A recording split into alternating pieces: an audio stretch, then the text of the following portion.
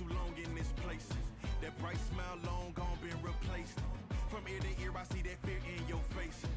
Tell me when the last time you felt safe, cause there's some evil people in the streets. Evil at your front door, creeping while you sleep. It's time to raise up, show that evil we ain't weak. We don't turn the other cheek, I can show you how to be strong. Come on, follow me. Heard you looking for a hero. Well, look up. No more running from the bad guy. I'ma stare him in the eye like, what's up? I know the journey got hard for a minute, but I ain't giving this up. Yeah, I got the heart of a champion. If I get knocked down, I get back up. We go through bad days, hard times, low pay, high crime, pathways to a life without sunshine. I'm the lifeline. With this life, I'm gonna be the pipeline, shining in the nighttime. Bet on me to swoop down. I'ma go toe to toe. Already know that I'm never gonna back down. Bet on me to stand tall. I take on anything for my crew. Bet I risk it all. Wicked people in the streets. Corruption in the politics and the police. It's time to raise up. Take a stand against the seat. We won't take a back seat. I can show you how to be strong. Come on, follow me. Heard you looking for a hero. Well, look up. No more running from the bad guy. I'ma stare him in the eye like, what's up? I know the journey got hard for a minute, but I ain't giving this up. Yeah, I got the heart of a champion. If I get knocked down, I get back up. Get back up. Get back up. Get back up. Get back up. If I get knocked down, I'ma get back up. If I get knocked down, I'ma get back up. If I get knocked down, I'ma get back up. I'ma get back up. I'ma get back up. Heard you looking for a hero. Well, look up. Yeah, no more running from that bad guy. Don't worry about it. I'm right here. What's up? I know that journey been hard for you. Okay, I ain't giving up. We ain't giving up. I got the heart of a champion. If I get knocked down, I get back up. Hello, hello, hello. How you doing, David? I am doing fantastic. How are you? Excellent. Welcome online, everyone. Everyone joining us on YouTube. Thanks for joining us this evening. Appreciate it. We're going to give everyone a couple more minutes to get logged in here. So David, as most of you know, is located in Connecticut, and you've got some white stuff on the ground. Yeah, it's actually the first big snowstorm we've had in quite some time, about a foot of snow down Awesome. central Connecticut. Yeah, fun stuff. You guys deserve it. Not really. Yeah, you guys are sharing. Yeah, a little bit. We could use some more snow, though. We've had a little bit of warm temperatures. We need some more snow. So we'll do the snow dance after the live stream. So welcome, everyone, for joining us. Today's theme is going to be terror alerts, terror cells, sleeper cells, and lots of stuff that's going on in our country right now. And one of the things that kind of brought us into this topic for tonight was a sheriff out of Ohio. This guy right here, this past week, went to a sheriff's convention in D.C. where the director of the FBI, Ray, was speaking and gave him some really important information. And when he came back, he actually did a YouTube video, which I will put into the link in the description so that you guys can watch it after our live stream at your leisure. But some really interesting points. And one of the big things that he brought up from that meeting was that there's a lot of things we need to be aware of. And those things are sleeper cells, number one, here in the United States. And that's coming directly from the director of the FBI. David, how many times you watched the video? A couple. Yeah. Good 3 times. Yeah, Yeah. I did probably 3 or 4 times, and I've watched a few others as well regarding this topic. And I think it's important for us to get the information out to our clients, get the information out to you as well, of things you need to be aware of, things that you could do to prepare yourself in the event that something happens. And the sheriff actually said that Director Ray from the FBI actually stated the words, "It's not a matter of if something happens, it is a matter of when." And he said there is actually more red flags right now than there were for right before 9/11. So that's pretty heavy duty. Yeah. A lot of this has to do with our border and how open it is and the amount of people that are able to come over our border freely. And a lot of those people coming over the border do not have good intentions at all. And if you look at the latest numbers, we were going over this before we jumped on, David and I, and the numbers are shocking. So if you look at 2021, now this is from U.S. Customs and Border Protection, straight hot off the press from their numbers. And this is how many that they documented. And David and I were kind of laughing earlier because it's documented, non-documented illegal immigrants. Documented, undocumented. Yeah, it's kind of comical. Right. So this is what they've documented has come over the border, and we know the numbers are way higher than this. Okay, so 2021, we've got 1.9 million. 2022, 2.7 million. 2023, 3.2 plus million. And so far, in 2024, and what are we, how many weeks in? Not even 6, 7 weeks? Exactly. We are a month at and a half in. just shy, are you ready? 1 million. 1 million. It's insane. I mean, look at the trend. You go from 2021 to 2023, from 1.9 to 3.2. We're just shy of 1 million, and we're not even 2 months into the year. It is. It's just growing at a massive rate. It's scary. And you look at where they're going and spreading to. So they come over the border, and we can get more into this in-depth conversation on the after party. But they come over the border, and they get given a ticket, basically, to get on a bus and go anywhere they want. Where do you want to go? I want to go to Chicago. I want to go to New York. I want to go to Maine. I want to go to Connecticut, and wherever they want to go. And they get on the bus and they board and they go there. And a lot of these states are giving them a location to go to that are going to provide them with food. Let's just talk New York. So you go to New York. Roosevelt Hotel for years now has been overoccupied with immigrants, right? So they get room, a place to stay. They get 3 meals a day. They get a minimum of $2,000 a month from the federal government. Now, this past week or so, New York announced that they were going to also chip in money of approximately $1,000 per immigrant to give them. And they said the reason is that it's going to put money back into the community because they give them $1,000 and they take that $1,000 and they spend it wherever throughout New York City, right? The reasoning is just, I can't even wrap my head around it. But this is happening all over the country. That's just New York. I know here in Maine, we've got, several immigrants that are coming into, and let me not say immigrants, illegal immigrants that are coming into the Portland area, Lewiston area.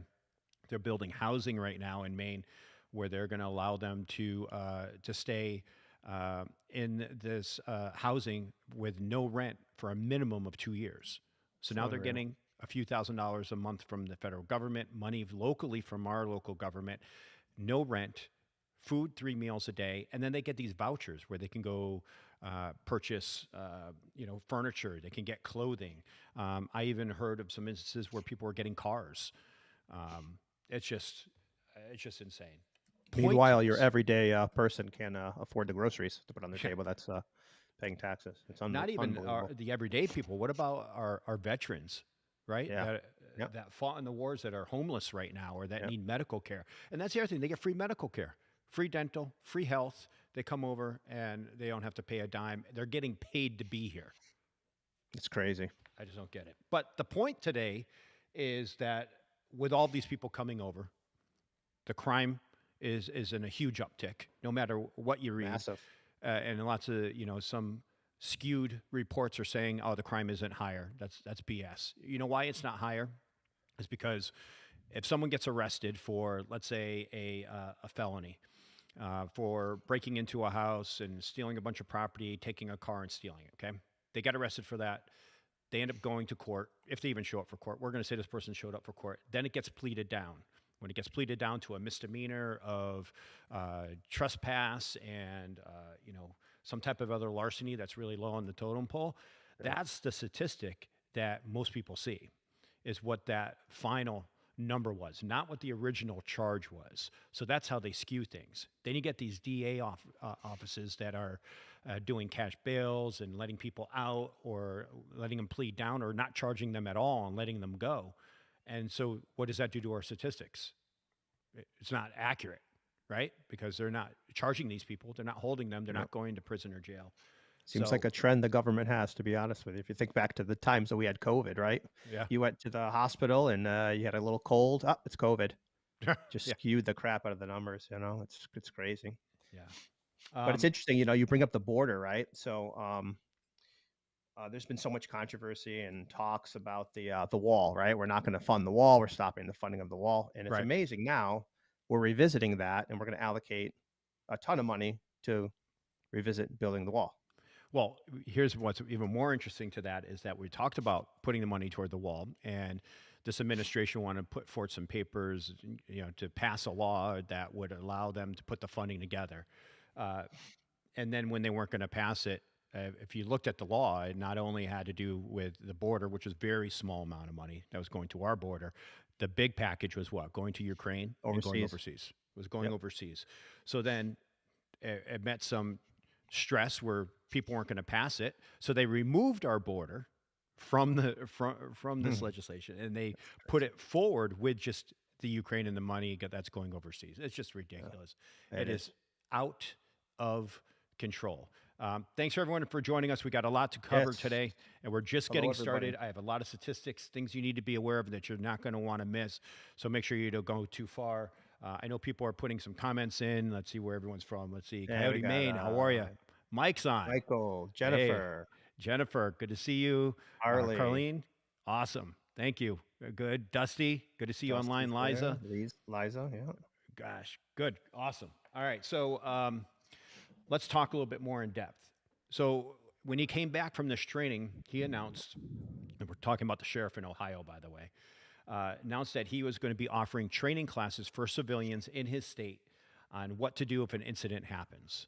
And the classes were going to be a minimum of 30 people per class, and he was going to try to offer as many as he could. The first class was going to be offered, I think, within the next month or so, and that was going to be held by the federal government, was going to hold that class, which to me is concerning already, but that's a whole nother conversation Yes, for the it after is. party. But they were only going to offer one class, and then this sheriff was going to try to figure out a way to continue to offer the education, and continue to get people this information afterwards in some future classes. How, he wasn't sure exactly. But The other thing, go ahead. no, I was just gonna say they filled up the classes quickly, Yeah. shockingly.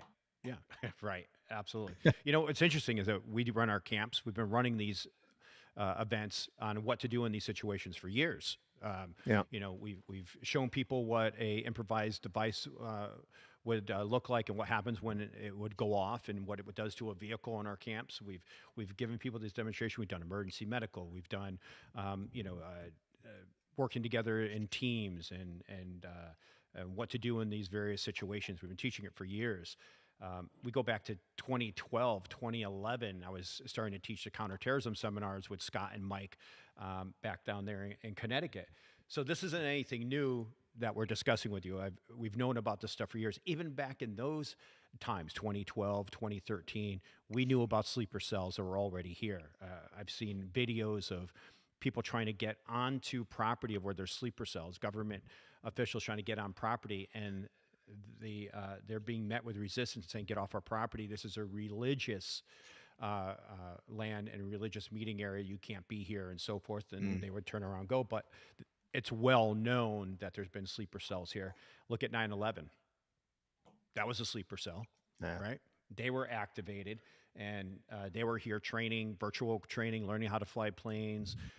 There was at least 19 of them from the numbers, most likely more, that were involved in that sleeper cell. But that happened so fast and happened in such a way that the government couldn't even keep up with it.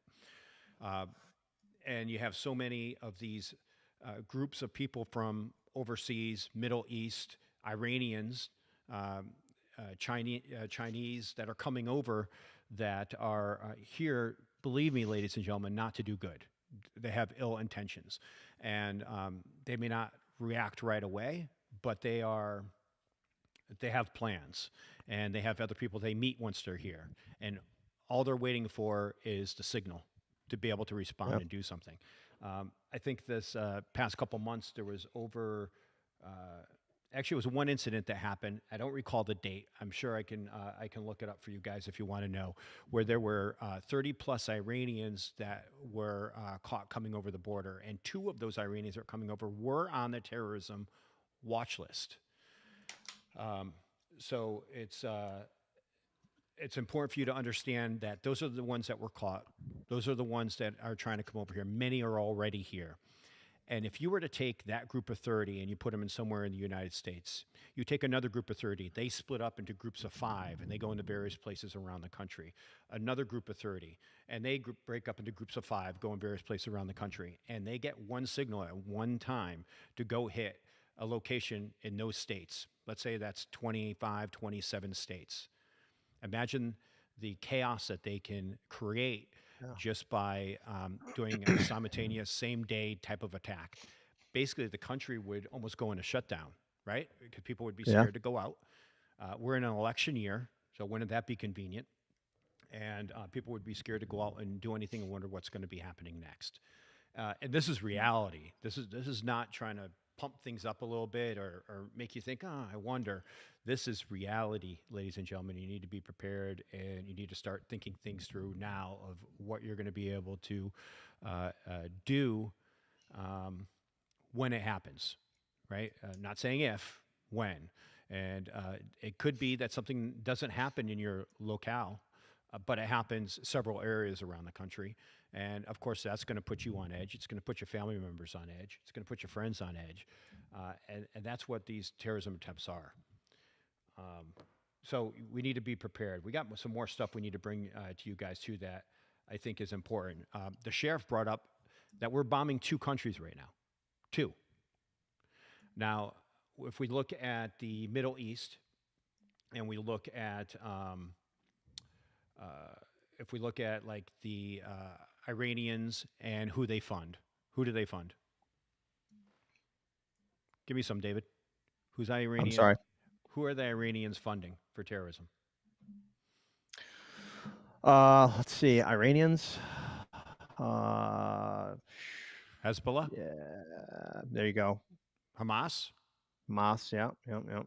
Yemen. So the they are putting drones in the air and using those attacks in the Middle East, right? So if you look at Hezbollah, who's backed by Iran, they've launched rockets and they've also launched drones.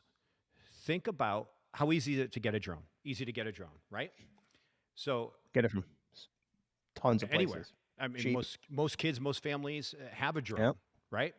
So imagine taking a drone and putting some type of improvised device on that drone or some type of chemical on that drone and then launching it and putting it over a crowded area. Would that be simple?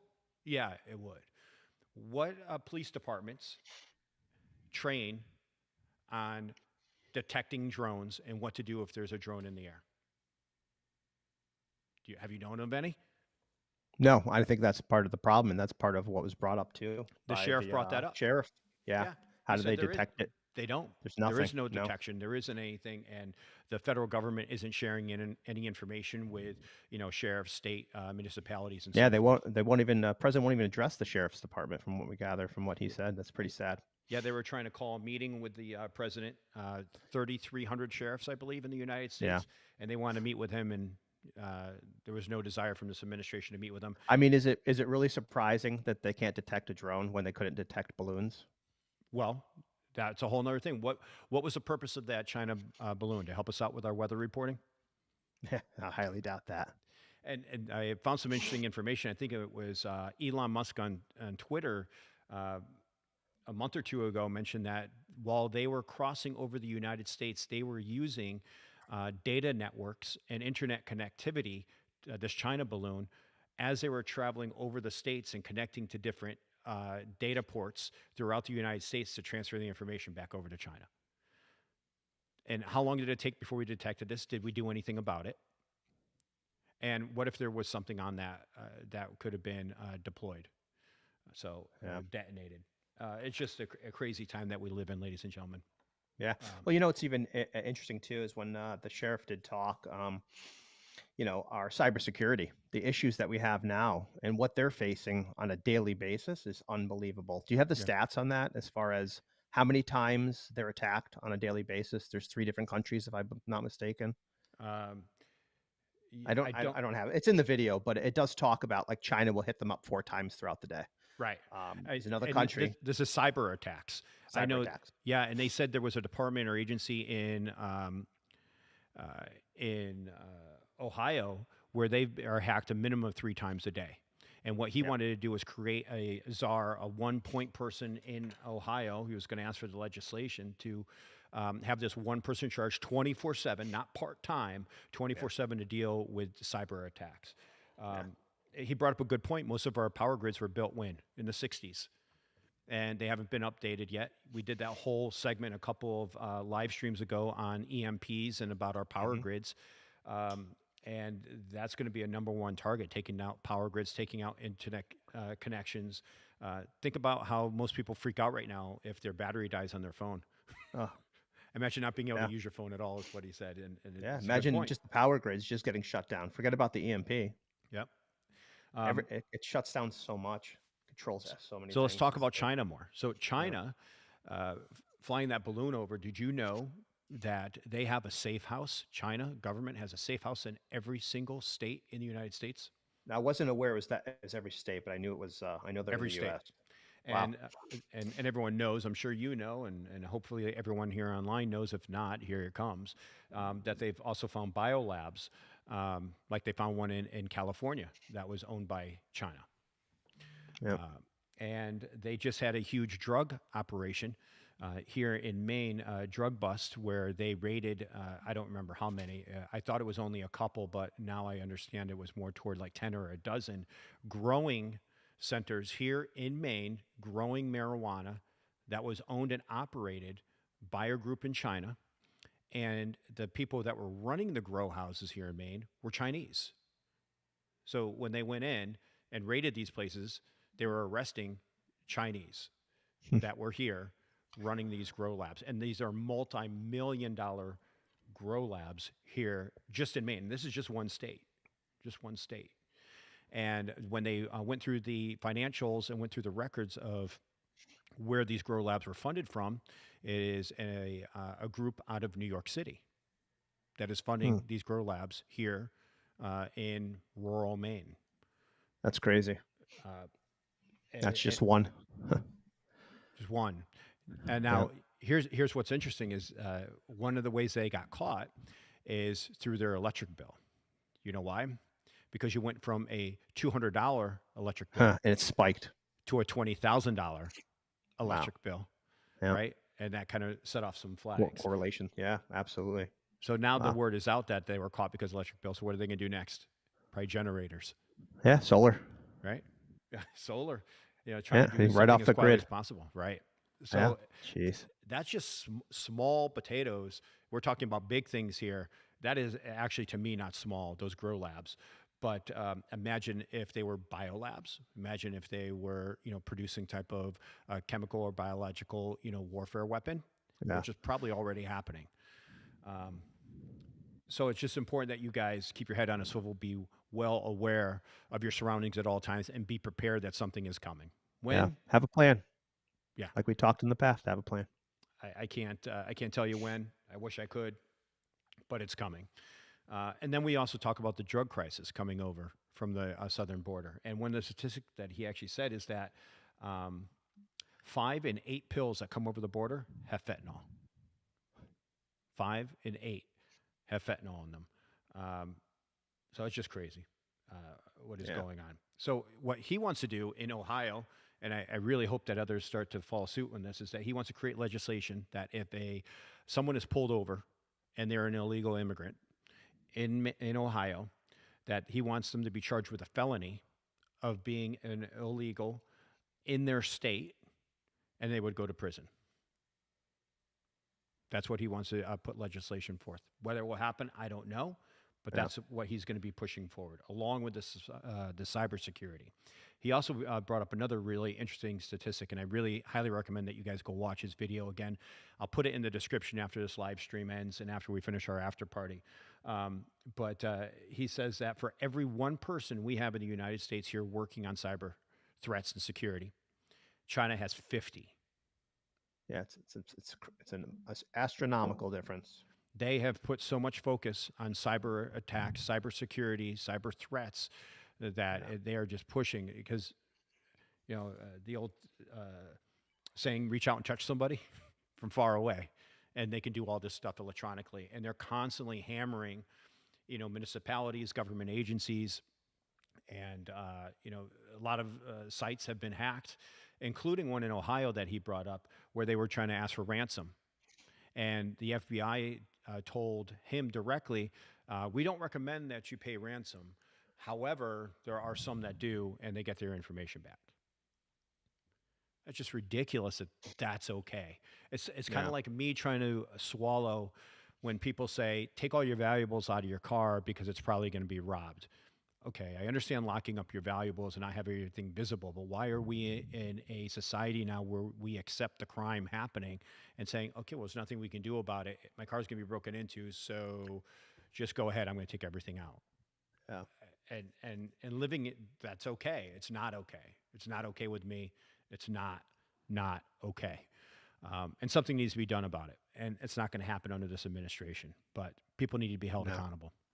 Yeah.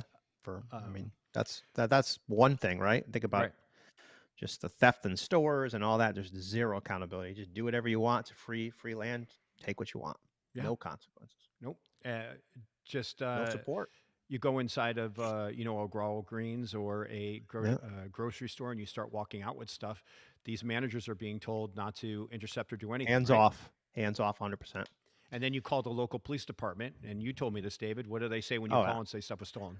If they answer the call when you call, because that happens a lot where they don't answer the call, and I don't blame them necessarily. I mean, I do and I don't, but I know they're understaffed. But they just say, we'll get out when we can, and 90% of the time they're not even going to show up because they're dealing with other stuff. Because these departments, at least around here, I know many departments are understaffed. It's not a job that people want to take anymore. Right. Which is unfortunate. So that brings me to the next point. It is 100%, ladies and gentlemen, up to you to prepare yourself to defend your family and defend yourself when something happens. You can't be reliant on the police.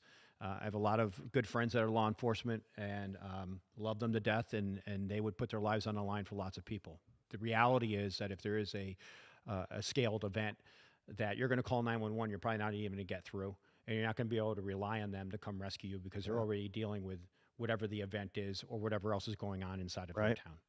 So you need to be self-reliant. You need to get trained to be able to handle yourself physically, and that means not using a firearm, but being able to use your body and your environment to be able to defend yourself. You need to be trained on how to use an edged weapon.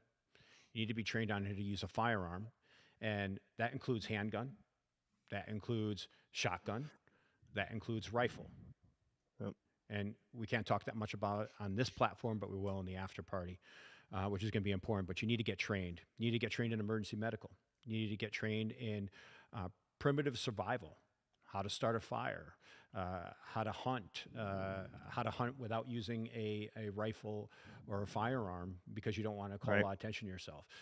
There's a lot to this. Howard, go on and on. Sure. Thanks for your comment. Appreciate you putting the comment in here. I see Dusty. There was a big bust in Corinna.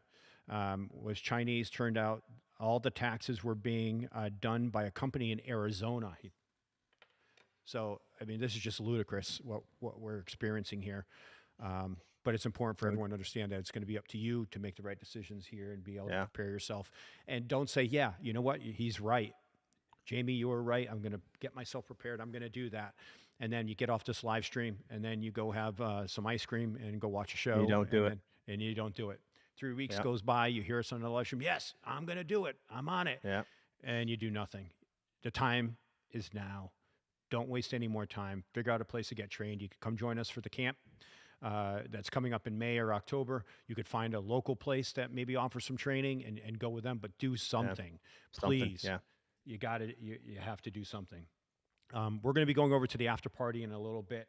If you haven't signed up on the website, it's free and easy. Go over to t4survival.com, click on the link to become a site member, put in your registration information, and all you need is your name, email, and it will ask me to approve you, and then you'll be able to join the after party, which we'll be heading over to probably the next 5 to 10 minutes or so. So we and- have another comment here, ahead. which is the president is doing everything he can to destroy America. We won't Agreed. comment too much on that, but 100% agree. Yeah, I don't think there's not much we need to say. You're right. You're 100% no. Yeah. correct. I took some notes here on some things that I thought were important to mention, and we're going to dig deeper into this in the after party. But a lot of municipalities and agencies train for dealing with like an active shooter event, and they train when the active shooter event is at one locale, right? So they're training to deal with the mall, they're trained to deal with the hospital, they're trained to deal with the shopping center if there's an event. But what if there were multiple active shooter events? So you have that group of 5 that we had discussed, and now they're hitting a mall in one town, another mall and like a town over, right? Exactly, or even in the same town, depending on the saturation you have, right? Absolutely. But hitting You can only deploy so many people. There's only so many people on these in these departments, and like we said, they're way understaffed. Yep. And so there's a lot that these agencies need to prepare for, including bioweapons, and getting trained in bioweapons, which a lot of agencies have done, but not to the extent that they need to. So I guess the rule that you need to be aware of is you got to rely on yourself. There's always one person that you can always depend on, and that is yourself. So make sure you get yourself trained. The police are going to be your last line of defense, right? You hope that your knight in shining armor comes to rescue you, but don't plan on it. Plan on being able to handle it yourself and being able to deal with the threat and the situation and keep you and your family safe.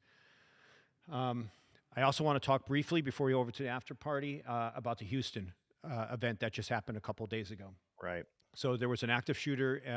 For those of you that don't know, because it wasn't really publicized on mainstream media, an active shooter went into the Lakewood Church, which is Joel Olstein's. Is that how you pronounce his name? Olstein's church in Houston, Texas. Huge congregation, huge church.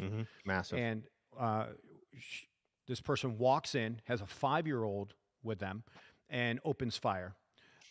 Ends up injuring a couple of people. They take shots, but was confronted immediately by off-duty officers that were there, and was taken down immediately. And hit that like button, because I'm sure you guys agree that that was outstanding work that they did there. While they were returning fire, the 5-year-old was hit in critical condition in the hospital with a head injury, head wound. So we pray for them. But who in their right mind, I don't care what, where your mindset is, would bring your child. I mean, they do it in the Middle East. They say, you're going to go to heaven, and you're going to, Allah's going to make you a martyr and all this if you go and you blow yourself up. But here in the United States, to see this happen was just shocking. The person was trans. Let me see if I can bring this up on the screen. And what I think is interesting to bring to point here, I'm going to bring up their information here. Let's see. Here we go. So this is the person that committed the active shooter event in Houston. Trans person. Notice the ethnicity? Ethnicity? What's that say? Ethnicity. Gotcha. Non-Hispanic. Non-Hispanic. Okay, where is this person from? Do you see that place of This birth? is from El Salvador and has about 15 names. And race, white. So how does a person from El Salvador come over here to the United States and they get listed as white and non-Hispanic? Any ideas? I don't get it. Yeah. I do not understand. So anyway, everybody, thanks for joining us here online. We're going to head over to the after party in a couple minutes.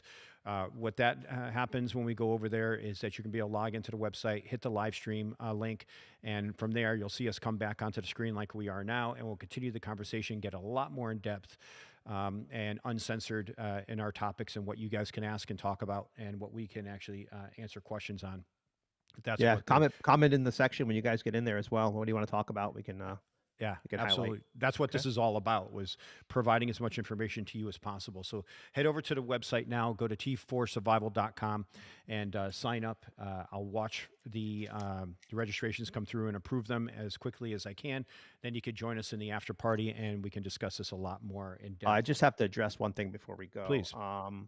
So there's a comment from Liza. I just wanted to enunciate her name properly. Liza. Sorry. Did you But say she it did call me incorrectly out. before? She does. I did. I caught myself. So I'll get it right by May. Okay. I need a few months. Right. Yeah. But I'll be Liza, thanks for joining us online. Yes. I will scold him for that after we're off with our live stream. Nah, she called me out in front of everybody. That's awesome. Oh, she's all got good. laughing faces. All right, Yeah. so we're going to sign off here. It's going to take us a minute or two to get on to the live stream. If you're over at the live stream page and you don't see anything happening after a few minutes, hit the refresh button on your browser and it should refresh and you should start to see us appear. We'll give everyone a couple minutes once we get over there to get logged in. Once you do get there, hit the comment. You'll see a little box on the corner of your screen. Hit that button and type in a comment. Let us know that you're there so we can get started with our live stream when we're over there. My name is Jamie from T4 Survival, which is short for Training for Survival. Thanks for joining our live stream. If you have any comments, you're watching this replay, please put them in the comment section. If there's something you'd like to see us cover in the future, please put that in the comment section as well. We appreciate you guys joining us. We'll be live again coming up. I don't think we're doing next Tuesday. We're going to be doing the following Tuesday, David. Yeah, I'm actually looking at it right now. So we're looking at the 27th. Yep, 27th will be again live with another topic, another theme for you. If you'd like to hear us do anything particular, please put them in the comments. Hit that like button. Make sure to subscribe to our channel if you're new watching this video. And guys, we'll see you guys in the after party in just a few minutes. Have a good night, everyone. Good night.